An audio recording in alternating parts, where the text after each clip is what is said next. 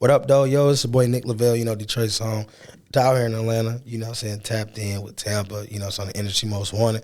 Make sure y'all tap in. Dope interview on the way. Yeah. Ready for kick, girl, I gotta coming over. Pretty thick brown bitty, let me turn you over. We got connection like a Wi-Fi. That's why. And I know I gotta be your time. Ready for kick, girl, I gotta. Hey, what's going on, man? It is your girl, TampaMystic, and we are live. Where we at? Industries. Big Industries, most wanted, not the little one. Not the little one. Shout out to Nick Lavelle checking in, man. This is my day one homie right here. My brother from another, man. It's so good to see you. Oh, yeah, same here, man. Give me some love first and foremost. Come on now. Just a little love, you feel? You look amazing, as always. You know what I'm saying? You look great. You've been out here working. You've been getting to it. Nick Lavelle does so many different things. Kind of break that down for us. Woo, man. I don't even know where to start. Well, singer-songwriter, actor, director, producer, entrepreneur, father, lifetime member, Phi Iota Phi Theta Fraternity Incorporated, college grad, the whole shebang, man. I'm a journeyman, I'm always traveling, always moving and shaking, always finding ways to multiply the income and inspire and influence and help others. So, definitely carry a lot of those different traits. 100%. And, when you walked in, we had a great conversation. Shout out to Big Hef was here. Oh, yeah, Big Hef, man, Midwest. You guys been connected. He's definitely connected in the business. Let's take it back, though, early on in your journey. You're from Detroit. Uh-huh. What was it like growing up out in Detroit for you? For me, it really, really dope upbringing. Lived, I would say, like, lower middle class. Yeah. And that's just the best way to describe it, because it's like, as a kid, we don't think about, because now that I'm an adult and I have children, I'm a father, so I see the stuff that my kids have. I would say that obviously I was in a way better financial position. Yes. Than my parents were at that age, but Yes. it still was, for what it was still good. Yeah. Like, it was great. It was like we rarely went without, but we still was in the hood. So you still gonna get hood stuff, you know what I'm saying? So it's like you got your hood stuff, but you're not technically in the hood doing hood shit. Right. So it was just that. No, it makes sense. Absolutely. I mean, in hindsight, looking back at my childhood, my dad was, mostly works. My mom got ill, and we weren't rich by any means, but I loved my childhood. Yeah. Everything that I needed and my immediate needs were provided for. And I feel the same way. That's what it was. And I think a lot of people get that misconstrued. A lot of people out here, a lot of people resent their parents because they didn't have certain things that they wanted, Yes. opposed to what they needed. And a lot of us got what we needed, and sometimes, we could be ungrateful, because I see it with my kids. Yes. Kids get everything they need and what they want, and they still not satisfied. So I could only imagine, how it was back then. Absolutely. In my adulthood now, I appreciate it. I was a single mom, and it's funny because my son, as he became an adult, he said, I understand why you would only give me $20 a week to go to the movies now, because he's an adult and bills got to get paid. You know what I'm saying? So it's like, and I also wanted to teach him, like, you can't always just get handouts. You got to work for what it is that you want in life. And you know that because you do so many things. Yeah. Definitely. Would you say that Detroit really molded you who you are? Yeah, absolutely. I would say, for me, growing up in Detroit, being around that environment and like the type of family I had, all the different sides, those were, the beginning, like the founding blocks. My mom is a relentless, grinding overachiever. I love it. What I'm saying? She started going like she not dropped out, I'm tweaking. She didn't go to college initially. Yeah. When she had me, because she had me when she was 18. So she put her whole life on hold, worked a regular job, but she always had aspirations for the medical field and stuff like that. And when I started high school, she was she got to the point where she was ready, like, you know what, I'm about to just. Yeah. She was still young enough to make it happen. She's about to just get on it. And I'm talking about when I started high school, she still is in college to this day. Like, every couple years I look up, she got a degree. Yeah. She just became a doctor like a year and a half ago. Oh, congratulations to her. So that's it's beautiful. like, that is seeing so that, dope. that's like a relentless grind. And knowing what my mom had to deal with, like post-divorce from my dad and stuff like that, I just seen my own odd stuff that she had to endure. But, my father and my stepfather were hardworking men as well. Yeah. So they showed me the hard work, aspects and the ethics and stuff like that. So Yeah, I ain't gonna lie. Like my family definitely molded me. My like being in Detroit molded me. But as I, became an adult, and when I went to college, those were the real defining moments. It's take everything that you learn in your upbringing, and then you kind of incorporate that once you get around other adults. Yeah. And then you just try to like bring it all together. And I think between all of that, that's who I am today. What did you major in? Marketing. So that's perfect for what you do. Absolutely. That's a no-brainer right there. Where did you get your entrepreneurial mindset? I think just the love of money and not wanting to, I've always had issues with authority. Because my thing was this, I've always been an overthinker. And I'm like, dude, look. I am so. Sometimes I'm like, I do get there's a need for every position in the world. Me personally, I was like, dude, I feel like I have too much going on. Like I'm a little bit more wiser than the average kid at that time. And I'm like, I want to do different things. I have a bigger vision. Yes. And when somebody that's above me, as far as a position at a company, when I feel like what you're telling me isn't conducive for what I want to do, or if it's a situation where it's like, no matter how much I bring to the table, no matter what my ideas embark on or anything like that, you will never take it serious because you're in this position. Right. I say, yeah, I can't do it because I'll have ideas that I think will help the company grow, or just tactics I think will be something that we can implement to help drive sales or whatever. And, a manager or supervisor just wouldn't adhere to what I'm talking about. So it's like, damn, it don't even matter that when you find out that no matter how good your ideas are, the person above you won't even consider them because they're stuck in their ways and it's how the company is ran and they're stuck on that. That's when I knew in my mind, I was like, I don't want to work for anybody, because if I can't be in a situation where I can have partners and we can work together and our ideas work, or if I'm not going to allow myself to be coachable or held accountable, I don't even want to be in this situation. Man, I'm with you. That whole corporate chain of command, everything's got to go to this person. You have to request to have a day off. Yeah. I don't like that. Like when it comes to authority, I'm not good when it comes to business. Of course, abiding by the law, I'm going to be good by authority because I ain't trying to be incarcerated. But when it comes to business, I'm the same way. I'm like, I want to be my own boss. I don't want to have to ask, hey, can I take a break? We an adult. You know what I'm saying? That's a fact. But as we said earlier, there are some people who are totally cut out for that. And that's good because we need people in the world like that who are okay with taking authority from their supervisor or their manager, because that's what makes the world go around. Let's dive into some of the business stuff before we talk about music. Well, we'll kind of talk entertainment. You got a new movie out there doing amazing big numbers. Where did the idea for this movie come from? Okay, so shout out to Jerry and Ben. Those are the directors and producers of the film. Isabel Studios, they produced the whole film and everything like that. So it was brought to me on some random-ish. One of my casting or scouts, talent agencies, they reached out to me and said, hey, I got this role in this movie. And I was supposed to play the guy, D-Mark, in the movie. Okay. But then when she read the script, she said, no, I don't want that for you. I want you to play the other guy, which was the good guy, Bobby. And I had auditioned for both roles, and, he casted me for both roles, and he decided, he said, which one you want to pick?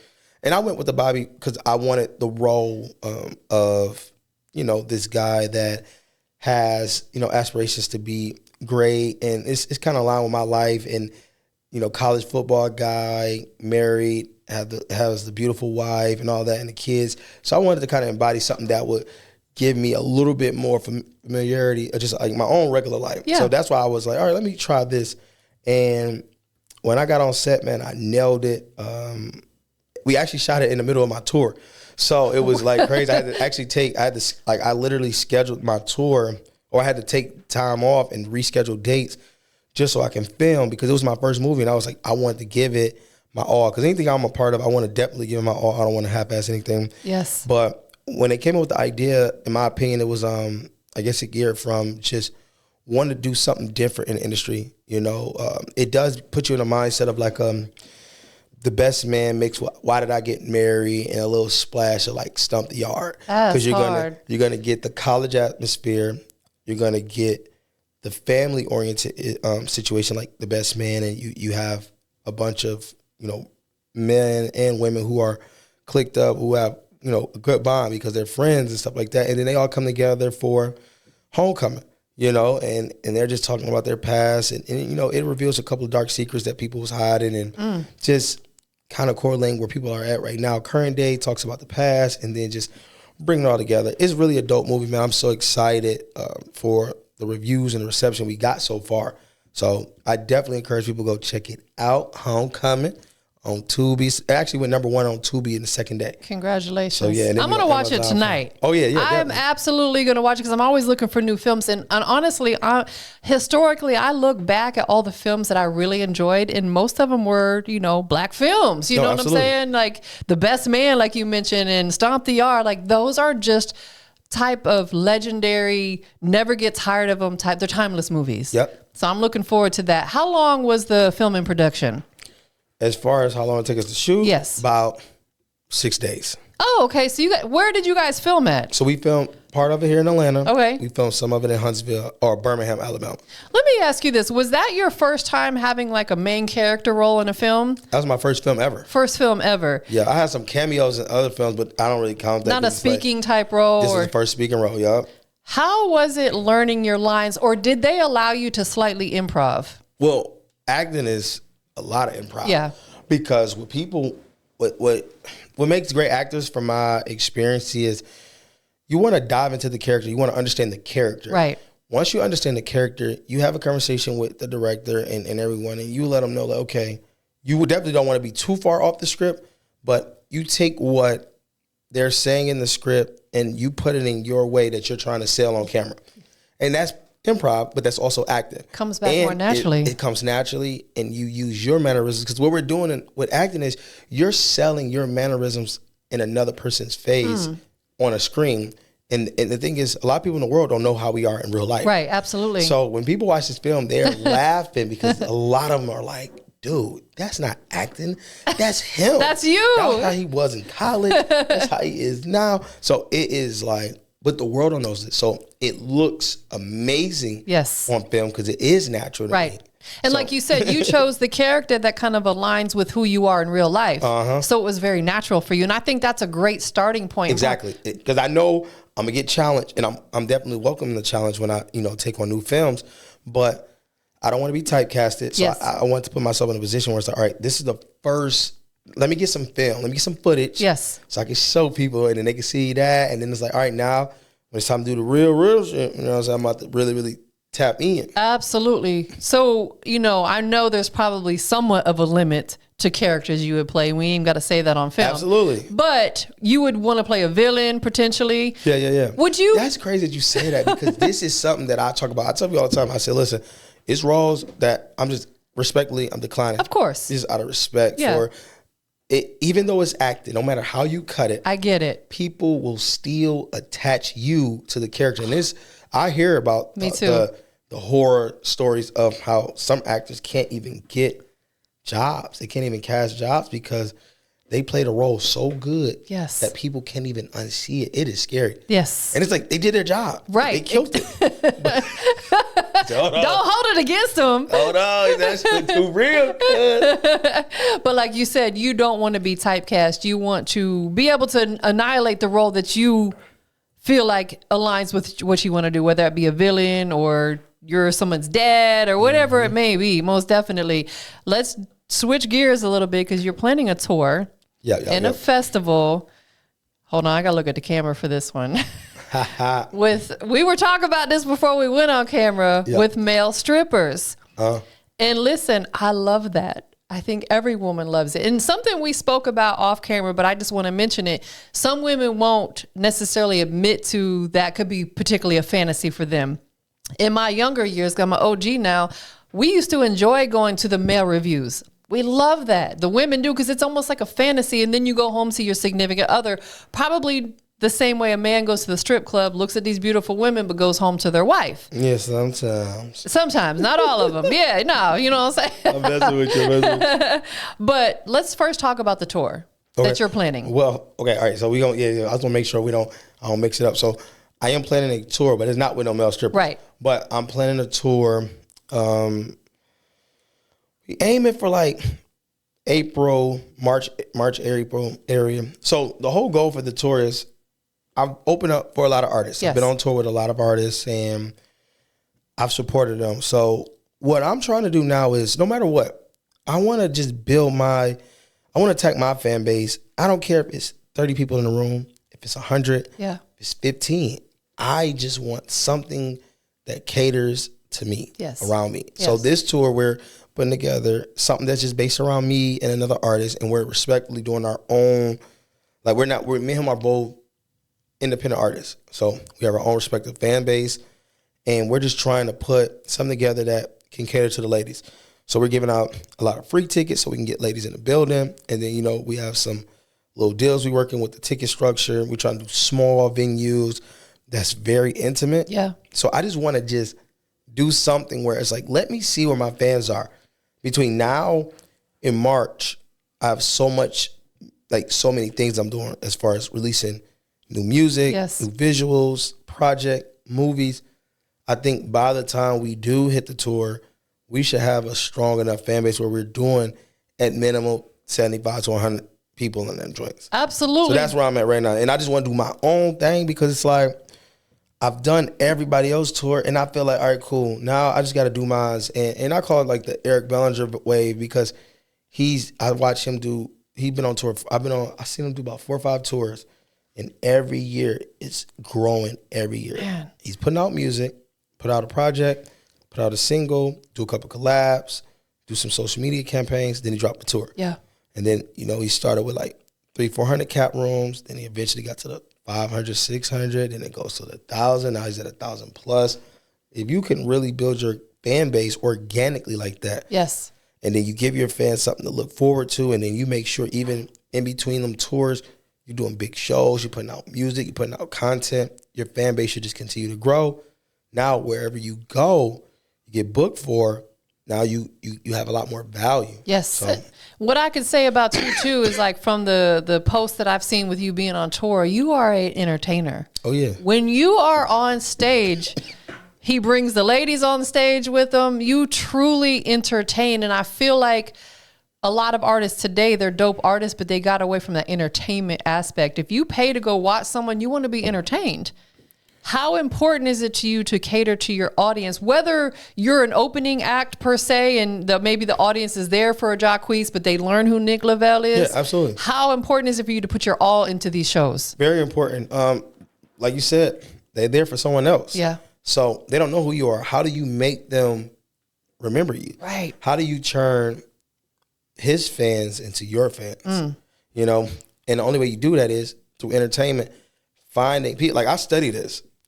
Even like going back to like the male stripping days, it taught me how to really cater to women in different ways without touching them, Right. without actually, like being on them or anything like that. Over So- sexualizing it. Exactly, because we're selling a fantasy. Yes. And you just want to convince somebody mentally like why they should be here. Yeah. Why is this a good reason for you to be here?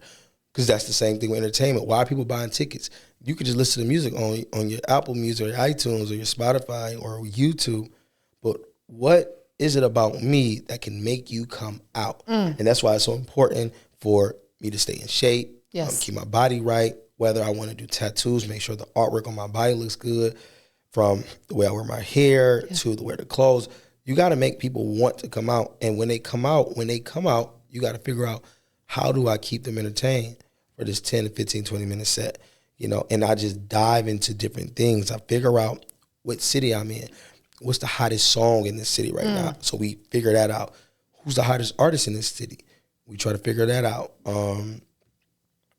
Just find ways like, just trying to find different tactics on how to make the performance so captivating. Yeah. To the audience. And that's just the biggest thing. And I think like I take it serious because I want to be able, whether you remember the music, I'm all about selling the brand, selling the image. Once the image is sold and once people buy who you are, it's not being gimmicky, is that we're selling this aura. Yeah. You want to make people feel like, damn, who this dog, he going crazy. Because I get men and women who give me compliments on, hey, your show was dope, bro. But that's good. That's a great compliment. To get a compliment from a man on an R&B show, I think that's one of the, that's a really, really dope vibe. Yeah. So that's why it's so imperative for me to make sure I'm on point, tip top shape, top to bottom. Perception is everything. Yes. Perception is everything. And this is no shade, but you walk into a room and you're, 300, 400 pounds and you're dressed sloppy, hair's a mess, but you could be really dope. You could be a great person. You're just your image. People ain't going to take you as seriously. And it's just sad. That's the way the world is. That's the way the world is. But it is. You know what I'm saying? Yep. But you come in, you looking sharp. Like you said, you're in shape. Your hair looks nice. You're dressed nice. People are going to take you more seriously. That's just the way the world is. And it's no different with you as a music artist jumping on stage. For people seeing you first time, they're like, oh, he's polished, he's put together, he's putting on a good show. Right. And one thing I could tell you about women like to be felt like they're sexy or they're attractive. Women like that. So when you're putting on a show and you're pushing out that vibe to the female audience, you're going to continue to have, your women's going to be your biggest audience. Oh, yeah, absolutely. We say that first and foremost. We know that. All day. But you also, like you said, you get the men who are not afraid to say, hey, bro, that was a dope show. You know what I'm saying? And I feel like more men should be comfortable with doing that. It's not weird. They're just complimenting you on your craft. That's facts. And something else you said too, you invest a lot of money into yourself, your brand, Nick Lavelle, the artist. Let's just talk about that for a minute, because I've had artists out here tell me that they don't want to pay for anything because they know their worth. Well, you ain't worth nothing. Listen, I argue with people left and right. And I say this with all grace. A lot of artists aren't even worth what they think they're worth. And I'd say this, I challenge artists all day, every day, whoever looking. If you say, oh, I'm worth 20,000, I'm worth 15. Okay, go book a venue, all right? Go pay for security, go pay a DJ, then go pay for the radio promotion and marketing, and run ads, and pay these blogs to post your shit. Then go to that show and perform. See how many people come out.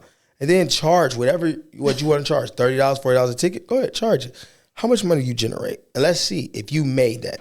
You know what I mean? And I challenge you all this because a lot of artists are so hung up on just throwing out a number. Yes. Instead of thinking like, okay, I want to be valued, but make sure there's room for the promoters to eat. Yes. There's room for the booking agent to eat.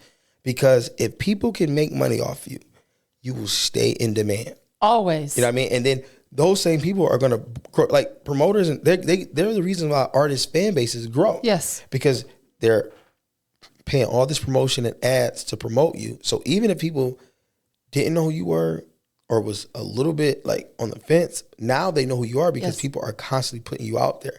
So you got to be willing to invest into the brand that's going to ultimately grow, and then, you're going to be able to get that money back. So I have no problem spending money on stuff. I used to have people talk shit about me because they say, you pay for this, you pay to be on this tour, you pay. I said, yes. You know why?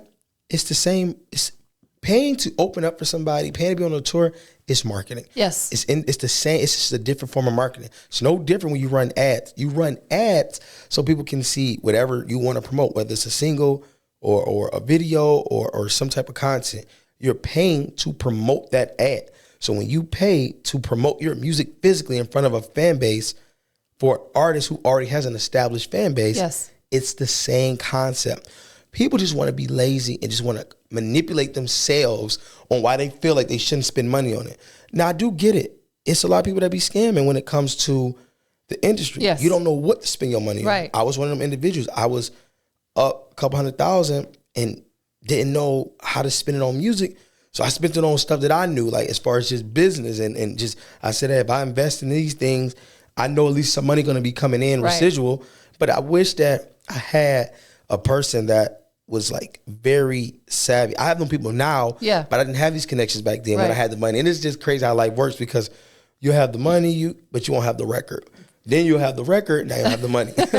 Or the connections, or you had to connect. It gets so finicky. That's why music in any industry is all about timing, the right connections, the right product, and the right budget. Yes. If everything all aligns, I'm not saying that you'll blow up, but you will definitely take big major steps.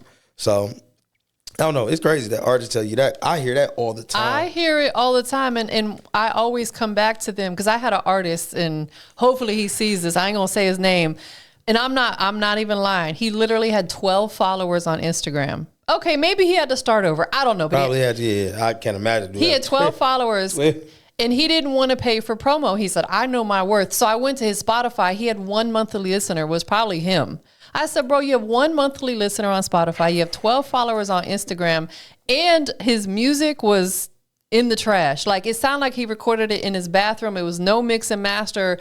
I'm like, dude, probably you need to get all that together first before you can think about paying someone for promo, because I wouldn't take your money to promote it at that level. Yeah, that's real. And the other thing, too, is think about every big corporation out there. We'll use McDonald's for an example. Everybody's had McDonald's at some point in their own life. I ain't had it in a long time, and I'm sure you haven't either. No. But they still pay for ads. Absolutely. They still pay for commercials, billboards. They're one of the most well-known companies in the entire world, and they're still paying for ads and promotion. What makes an artist think that they don't have to continue doing that? I use that excuse all the time. Just everybody be thinking they're too good to do stuff, and I be like, man, listen. Even with acting, I say even Denzel Washington still take acting classes. Yes. He still goes to his acting coach. Who am I to think that I'm above that? And even Beyonce, she take vocal lessons still to this day. Yeah. So it's like, you got to just, I don't know, man. I'll be so over the minute that I even hear the conversation of an artist complaining about spending money or investing, it's over. I'm done. Yeah, I don't want to work with someone like that. Yeah, I won't even talk to you again. I don't even do features with artists. They don't have a budget for marketing. I'll be honest with you, and you probably are going to agree with me. I find that the people who want to spend the least amount of money be the biggest pain in the ass to deal with. All day. Every time. Big and I had this conversation the other day, and it'd be the people who have a decent budget. They're so easy to work with because it shows they're about their business. Yeah. And I understand, we out here working. We're going to get into work-life balance because it'd be a lot to juggle sometimes. Absolutely. But before we dive into that, talk to us about this festival, the male dancing, stripping festival that you're... No. See, I think I probably got you confused, and I apologize. So, no. So I recently did my Howell True Colors Music and Taste Fest. Okay. And I'm celebrating my 5-year anniversary next year, so I'm working on putting it together again next year. I do the pool party, the celebrity basketball game, and then I do the actual music festival. I got you. So I'm working on that right now. No, the male strip. You can do a male strip festival. Listen, I ain't gonna lie. When you said it, it kind of hit me. I keep saying it. Guess what? Maybe it needs to come to fruition. That gotta be something. I'm manifesting it. Yeah, that'd be crazy. Because I still know a lot of male dancers that's around the way, and they be doing anything. I still be tapped in a little bit. I think honestly, we were talking about it earlier off camera, but we'll talk about it on camera. I think that the world is the morale is down right now. Yeah. And I don't even like to get into politics and stuff like that, but that obviously has a heavy thing on it right now. Yeah. What do you think? Like, I know you don't want to say, but I love welcoming these conversations because everybody talk about the politics, and I be wondering, like, what be so wrong with this? What I didn't like.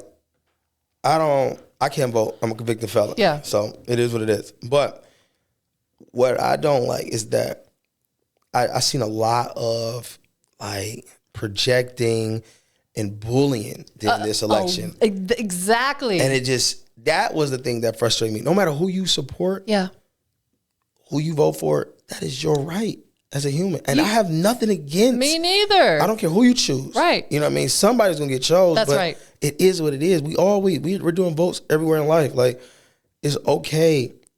It's not the end of the world. We've all made it out alive after every election. Yes. We're not going back in time like a lot of people seem to think it's going to be. Yeah. It's like, I'm sorry. No.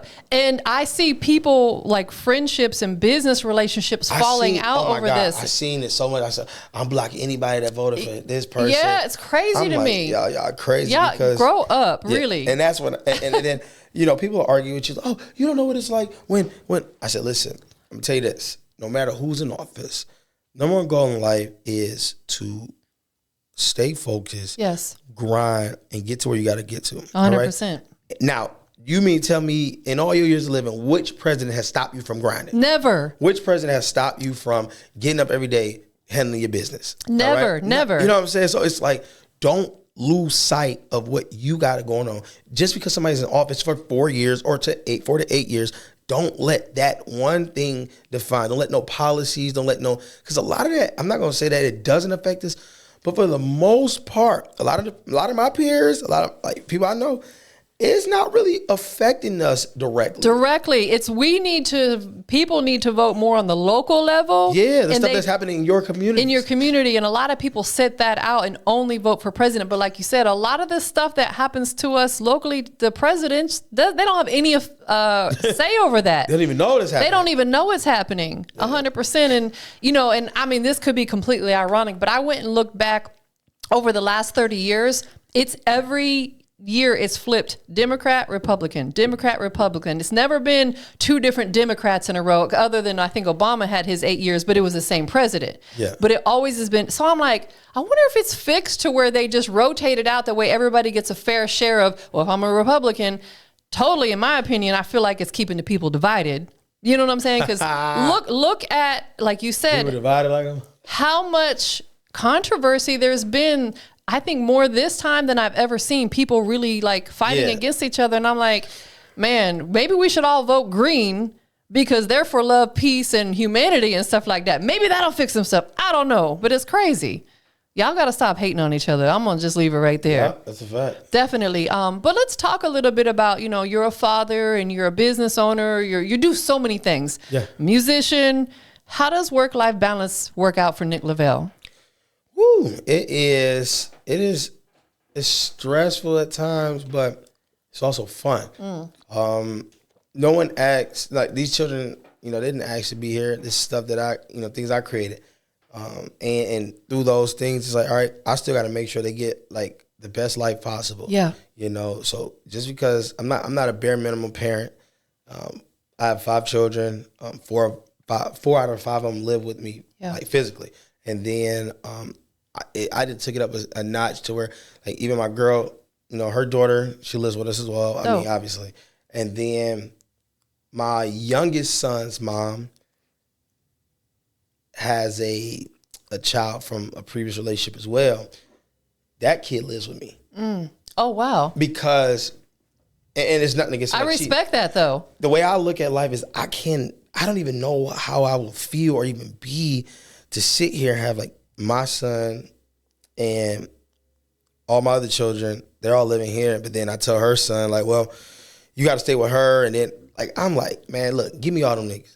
No, it's facts. Like, we gonna do. And his dad he has a good dad. His dad just live out of state. Yeah. And I know what that's like. And I don't want the kid to ever get off path thinking that he don't have no male supporting system. Yeah.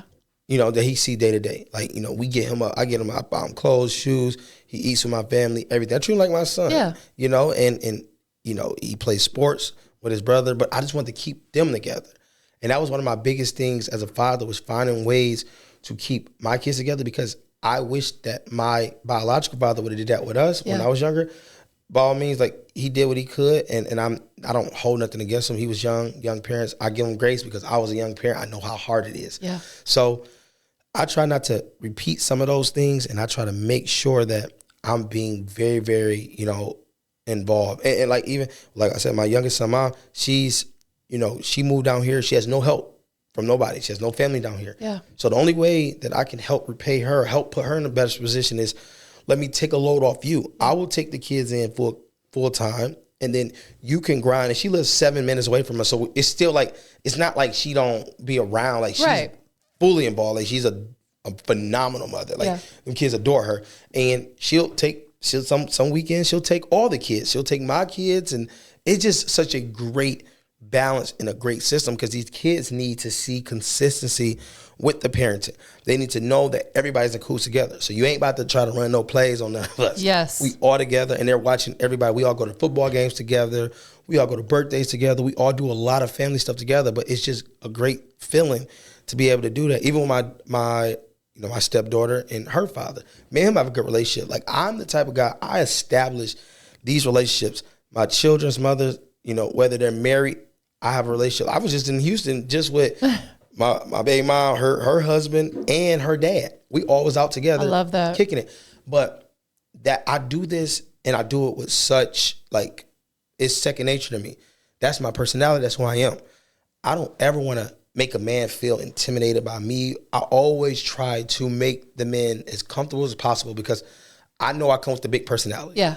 I know I'm the baby daddy that everybody like, oh man, wow. So I gotta make sure that them men know, like, even though, you know, they don't be on no insecure stuff, it just be more so just making sure that they are reassured that ain't nothing going on. Yeah. You got my full support. Whatever you own, I'm on. You know what I'm saying? I'm gonna let you know, like, my children, I'm gonna reiterate it to them that they need to respect you. Yes. I don't teach my children not to respect, you know, their mother's spouse or anything like that. Right. I don't do them type of games. I want everybody to know that we all on the same page. And, you know, with the help of my girl and just everything that we got going on, that's like she takes a lot off me too. Yeah. And it allows me to travel as frequently as I do, but I also am able to provide. Like, I'm a real provider, pay all the bills type shit. And it's just how the game is. It's like, you gotta find balance in everything you do in life, and you just gotta make time. We wanna make time for it. That's why I tell people there's no excuses why any man shouldn't be involved in their children's life. Listen, I agree. And I so commend you and I respect you for that. Because like you said, you even have one living there that's not biologically yours. Mm-hmm. That should not matter. As long as that child is in a good home and is being provided for, whether it's a grandparent, auntie, you know, a stepdad, whatever it is, you're making that happen, man. And you know what? That's why God's blessing you so immensely. That's probably what it is, too. I was thinking about that. Because it's so crazy. Because I really do. Like, when I really, really scale it back, I be like, damn. Like, it's, what is it? 4, 5, it's 6 kids. Let me say this. Savannah, Soraya, Saya. Yep. It's 6 kids that live in my house. Wow. 6 kids live in my house. I'm talking about $400 a week in groceries. $400 a week in groceries. Easy. We're hoping it goes down. Man, somebody sent their ass back. I'm like, I thought I did what I could. Somebody got to go, Right. It's your turn. Switch. But let's dive in a little deeper. You also almost lost your house. You know, was it your current house or a previous one to foreclosure? Yeah. I ended up, so it was such a crazy scenario. So during the pandemic, I had went through, like, you know, forbearance. You know, at the end of the day, everything has slowed down. Yeah. Like, no one's working. So it was like, you know, even with the entertainment business, I couldn't do no events or anything like that. So the companies, everybody was allowing us to do forbearance, and everything was good. You know, didn't have to pay my mortgage for like 6 to like 12 months. Oh, wow. It was deep. So, you know, that money pretty much was like, you still have to pay it, but you don't, they kind of put it on the back of the payment, like a balloon payment type shit. Understood. So they restructured the loan. So once it came to the end of it, it was like, all right, cool. Now they had this big balance. It was like $30,000. And this is when, like, a lot of stuff, like, even me, I went through like a little financial issue just because I kind of over leveraged myself with all my investments. Yeah. I actually ended up losing, like, I lost another house because I'm into real estate investment as well. So I had partnered up with one of my frat brothers, and we ended up losing a house because we had just some crazy issues going on. That was the first sign. I tried to invest into a club in Atlanta, gave somebody $50,000, and the person scammed me, ran off. So it's either go to prison or let it go. Yeah. So I'm gonna let it go. Yeah, so that was that. I ended up investing into a food truck with a guy that I didn't have no business investing with. Nothing against him. It's just we don't have nothing in common to even, just bad. That failed. Just bad investments after bad investments put me in a blender. So all that happening ended up, you know, putting me in just another financial crunch. So I'm trying to grind and get my money right, get everything right. What ends up happening is I end up filing my taxes, doing my taxes. I filed my personal business tax incorrectly. So a lot of people are taught to file them together. Right. And then some people are taught to file them separate. So when I filed them together, I owe the IRS a lot of money. Oh, wow. So I had to get them amended, and the amendment was taking forever. So because I didn't get that situated, I ended up getting a tax lien hit on my house. Oh. So I got hit with like a $18,000 tax lien. So I got that hit on the crib. When I ended up finishing the forbearance, they were supposed to reinstate and just restructure the loan or remodify the loan. Yeah. So when they remodify the loan, in order to remodify the loan, they have to make sure there's no liens on the house. Oh, so and there was. The lien came on right before the modification. Damn. So because the lien came on, they made me either I paid the full $30,000 or I could have paid the $18,000 and then I would have to go for the modification. But the issue was I was going through an amendment. I didn't want to pay the $18,000 because it's like I didn't owe that money. Exactly. Understood. So it's like I don't want to spend $18,000 on that, and the amendment could take up to a year, and I may not get the $18,000 back. Damn. You know what I'm saying? So it was just a very crazy situation. So my house did go into like pre-foreclosure. Yeah. And I think, you know, at the time I only had about 15, 20,000. So, you know, I got to grind it like a month. Like I ain't gonna lie, I was out just getting to it. And then my mom helped me out and I ended up paying the 30, you know what I'm saying, and saving the crib. But it was just such a life changing situation. Because it wasn't that I couldn't afford to pay my mortgage. It's just that because of the forbearance, having to pay the whole back. Because usually they modify the loan and then they throw that money at the end of the balance. Right, understood. So that's, you know, that's what I'm thinking. That's what the contract said. Right. And then I didn't expect to get hit with a lien that would, and I don't know, like I'm still a first time home buyer. So I don't know a lot about the industry. Well, I know now, but at that time I didn't. So it was definitely a lesson. And I like talking about it because what I like to do is I like to show people the realness. Yes. That people go through real shit. No, that you know what I'm saying? facts. It's like, I'm not ashamed of it. You're like, oh damn, you almost lost your house. Damn right, I almost lost my money. That's like $500,000 house. You know what I'm saying? And it's not like I was out here making bad decisions. Right. I was paying, like I could afford my mortgage because what happened was the forbearance was done. Yeah. I was paying the regular mortgage. It was the $30,000 from the year, the year that I went without during the paying. Pandemic, During the pandemic. That's all it was. I was still paying the mortgage. That's why I was so pissed because I said, wait a minute. I didn't pay 8 months on time. And y'all talking about this $30K. That is insane. Y'all could just put that on the back end. Like, but they said because I had the lien, they had to get that money because anything could have happened where they didn't know. They don't know how much the lien was. Right. But anything can happen to where the IRS, anybody, they can actually seize your property and make you sell it. They come take it. That's what they were explaining to me, that the reason that they needed the whole amount is because they couldn't afford for anything to happen because IRS take, like, I think they like first position. And they gonna get their cut. They gonna get their cut regardless. First and foremost. So if I had owed like, because I think I had only owed like $300K on the house as far as like the actual loan. Yeah. So if I had owed the IRS somewhere around $350,000, they would have came and took that, and the company would never got nothing. So that's why it's a crazy little game, man. That's why I say the IRS is the biggest bully in the game. They are, but like you said, we have to be transparent about stuff like that because we all go through shit, man. We all go through stuff, and I always tell people, man, you got to be kind to people because you don't know what they're going through, and it can wear on their mental. And that's one of the biggest things why I share it, because it's like, while people think that you're out here doing X, Y, and Z, they see all this stuff. Like, you can't just go sell your jewelry because it's custom. Yes. So you can't get... Right. Somebody else might not buy it. Yeah, so you may not get the same amount. You can't just sell cars because you're financing them. So you can't just sell those things because you still owe on them. So when people be like, oh, why don't you live in it? Well, you probably going to see me on my jewelry and my cars because I can't sell the shit. Exactly. You know what I'm saying? So you can't get mad at me for not being like prioritizing. You don't think this shit came to my mind, goddammit? So it's just, I like when people see the vulnerability in us as artists and entrepreneurs, because I want them to see I go through the same shit. Absolutely. You feel me? I empathize with y'all. So when you think that everything is good and people be like, oh, you rich or you got it, you don't know what I'm going through. You don't know what I went through last year. You don't know what I went through this year. You know what I'm saying? But I want you to know this, so now people can have an idea like, oh, shit, I didn't even know that was happening. Yes. While you was over here hounding me for trying to borrow money and shit, and I told you no, you was getting mad. Right. Thinking I'm trying to be mean the whole time. I'm trying to save my house so my family can have a house over their head. So, you know. It's just real shit. Man, and that's facts. And people don't take that in consideration. Like you said, they think you're being mean or you're trying to, nah, like you got real life stuff going on. Yep. And it's not anybody's business for you to tell them that in that moment. You know what I'm saying? Like we as humans have to learn to say no without explaining ourselves. It's a fact. No, just point blank. No, we don't have to explain why. Funny as hell, 'cause woo, somebody say like if I learn how to do that, that'd be next level. No. Nope, that's it, period.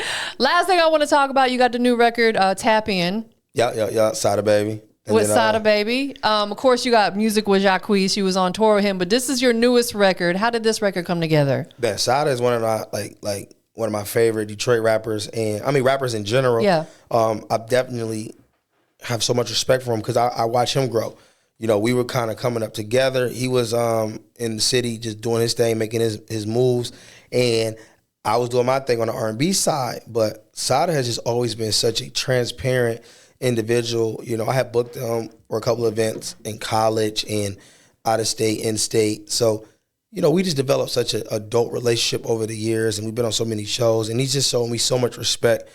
And he just, you know, blessed me on the track, just was like, yo, I'm about to hop on the record. We need to get one together. Yeah. You know, I'll rock with you. And I see him so many places.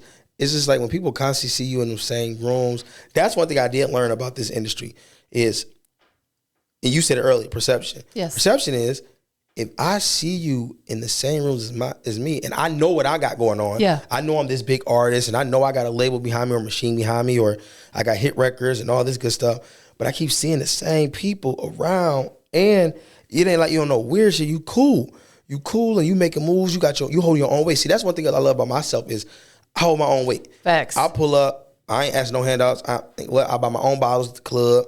Buy my own sections. I come with my own jewelry. I got my own whips. I'm doing my own thing. You know what I'm saying? So you'll never be able to be like, oh, we got to take care. Nah, hell, I got my own money. You feel me? So now you respect me even more because you like, damn, buddy ain't no tag along. He like, shit, he got his own. I got whatever y'all need on whatever. Because that's the type of nigga I am in general. Like, yes. I don't got time to be freeloading off people. I'm a boss. You know what I'm saying? So I really I embody that. So I think a lot of the rappers and a lot of the artists in the industry, they respect that about me. 100%. You know what I'm saying? And sometimes that can be just the defining moment on why they chose to do certain records. They may not even be fans of the music. They just be supporters of who I am as a person. How you carry yourself carry as myself. a man. Like Yep. you said, and you demand that without even having to try to demand that, if that makes sense, because just your image, you know, and your personality, and, you know, you're, as a man, you got that good aura about yourself. That, to me, says a lot about you. You can walk in a room and people are like, who is that guy? Yeah. You just have that look about you. So the record is out. Is there a visual for it yet? Yep. Hell yeah, we got it out right now. Who shot that joint? My dude Chima and them, they shot that. My homie Mason, he did the edits. So yeah, no, I got that. And I'm working on, I got some new joints coming out. I got a record that's actually dropping on Black Friday. Okay. Called Hard on Me. It's produced by a dude named Renzi. He did a lot of production for Chris Brown and I want to say Summer Walker, but him and this dude named Wyatt Hazel, they wrote it, and it's a banger. But it gives you, like, I know you want to talk about the 90s, 2000s. Yes. It's like that. It's that R&B vibe. I'm actually going to send it to you so you can hear it. Please. I won't leak it. I promise you. I got you. That's the era of R&B and honestly, like, even people who are much younger than me agree with me. They love that era of R&B because they heard their parents playing it. Yep. Let's bring it back. I'm trying. Please. No, you ain't trying. You're doing it. Absolutely. Where can people follow you so they can keep up your music, your movies, your tours, everything? Man, listen, everybody that's looking and listening, tap in with your boy at It's Nick Lavelle 1 on all social media platforms. NickLavelleMusic.com is my website. That link gives y'all links directly to everything, whether it's shows, music, movies, premieres, merch. If anybody looking to do that, subscribe to the YouTube channel. I'm just trying to build my brand and just trying to grow everything, all my different platforms just grow. Yeah. And then I've got the podcast getting ready to drop, the whole Can't world wait. talk with Nick Lavelle. Yes. I got to bring you on my shit. Listen, I'm there. I'm there. We damn near neighbors. We in the same city. We like right there. You ain't gotta tell them where we live, but we, you know, that ain't none of y'all business. But we super close to each other. So yeah, we definitely got to tap in and do some more work together. We've known each other for a long time. Yeah. I was thinking about it on the way here. I'm like, I don't even remember how we initially met. Do you? I know somebody told me about promotion and blogs. Okay. And they brought you up. Got you. I remember that. But we're talking about 8 years ago. At least, absolutely. Yeah. So I appreciate you. You know what I'm saying? You're one of the dopest people that I know in this industry. One of the most consistent people that I know in this industry. Even Big Hef, when I mentioned your name, he's like, man, he is out here working. I said, exactly. I respect that about you. Who do you want to give thanks to and just show some love to for supporting you? Man, I just want to show love to like anybody out there that's working hard and grinding. The city of Detroit, man, the Lions. You feel me? Gotta show some love to the Lions. And I want to show love to my girl, Ash, because her birthday is next week. Happy you know what birthday. I'm saying? So I got to do something nice for her, make sure she good. Yeah. You know, get off my back. God damn it. And shout out to yourself too, man. Thank you. Shout out to most you. Definitely, man. It's so crazy. We don't give like ourselves enough credit. Facts. Because we're in it. We're in this like this ambiance. So we're trying to we're constantly trying to like grow. We're trying to, you know what I'm saying, overachieve. And sometimes you gotta sit back and just like, damn, I did that. Yes, you know what I'm saying? absolutely. Just like live in the moment and enjoy it and all that. Yep. So shout out to you. Last but not least, we're live. Where we at? Industries. I'm gonna tell you Most the big one, not the little one. wanted. What makes Nick Lavelle the industry's most wanted? Man, I ain't gonna lie. I know it's cliche to say it's different, but I'm different in a way where it's like I'm unapologetic. I don't gotta do this to be cool with everybody. I got my own motion. Yeah. You know what I'm saying? I don't gotta ride no waves. You know what I'm saying? I'm cool with being the type of person I am. I'm open to constructive criticism. I take it well. I'm always looking to improve, but I'm also ain't taking no shit from anybody. And I'm cool with I'm not for everybody. So I'm perfectly fine with that. It's gonna be what it's gonna be. Oh well. Oh well. On that note, we up out of here, y'all. Oh well. We got connection like a Wi-Fi. That's why. And I know I gotta be on time. Ready for kick, girl, I gotta come and know. Come and